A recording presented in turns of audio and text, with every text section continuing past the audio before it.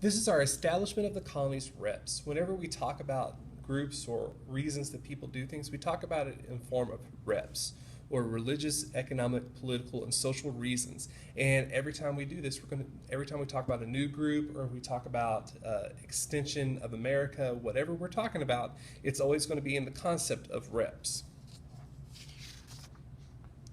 So again, the analysis of colonies through reps. Reps is utilized to break down the reasoning behind the colonies being established.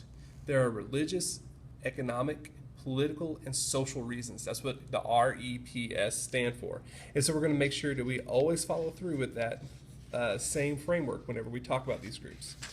Now, the first thing we talk about is religion. The religious reasons for the English colonies were Pilgrims, Quakers, Puritans, and Catholics wanted to create communities that were self-governed. They wanted to find a place where they could go through, live their religion the way they wanted to, and not be interfered with. It was a great place for us to do it was in America because nobody lived here as far as the English were concerned, and it was a great place for them to be able to convert other groups that did not have access to their religion, mainly the Native Americans. The Penn colony, later known as Pennsylvania still today, was an experiment in the possibility of equality and citizens involved in the government. Basically, every single person was part of one single group, and the people of Pennsylvania wanted to make sure that everybody was equal. And it was a very new concept to try to make sure everybody was equal no matter what. And that was the Quaker way. They were also very nonviolent and were not going to try to hurt people because of their beliefs. Now, there were a lot of disagreements between colonial religious leaders that led to formation of other colonies. For instance, Anne Hutchinson got in a fight with the people of her original colony, broke off, and started a new colony in Rhode Island. Later, she went back to the original, but it was a way for people to kind of move through and establish themselves in new areas. Now, economic reasons for English colonies. It increased trade and markets for English exports. Again, that whole idea of mercantilism. A mother country, or England, would take raw materials from the colony, make a product, then sell that product back to the colony at a much higher price. These colonies were nothing more than areas to gather raw materials. They have lots of land, and by having lots of land, it was overpopulated in England, and so it really attracted a lot of colonists. They were willing to take the risk of traveling all the way over here just for the opportunity to live on their own land. And there's a belief that gold and silver was abundant in the Americas. There's a story that went around at one point where people were saying that the gold and silver was so abundant that it washed up on the side of the rivers like it was leaves coming down the river. So it was very, very, very abundant in theory. Once they got here, they realized not so much. Now, the political reasons for the English colonies were competition between European nations encouraged colonization in North America.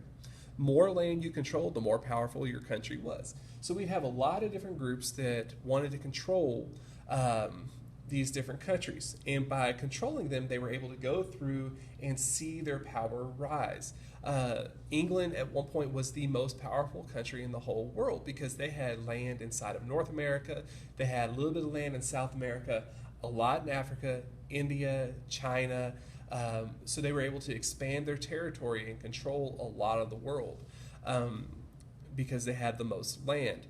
Charters were granted to companies to establish colonies. Charters are nothing but contracts given between the government of your country and a group of investors to buy a piece of land for people to go live in. And monarchs in Europe are the ones that had the money to fund these colonial endeavors. So basically, you had to take a loan out with the king and find a way to pay it back so that way he would make sure you continue to be funded instead of executed. The final thing was social reasons for the English colonies. We had the opportunity for adventure. A lot of people came to the New World mainly because it was a new adventure. It gave them an opportunity to do something they've never been able to do before. There was an opportunity for personal prestige or fame.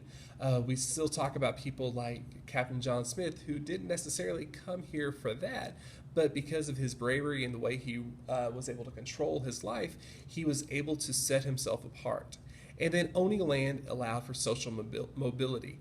To own land was a big deal in England, still is today, where houses are extremely high. but because North America had so much open land that gave people the opportunity who would never be able to own land in England to come here and to take a chance. And by taking a chance, they were able to rise up and to see new things in their lives. So these are our reps for English colonies. Go ahead and finish those and be ready for further instruction.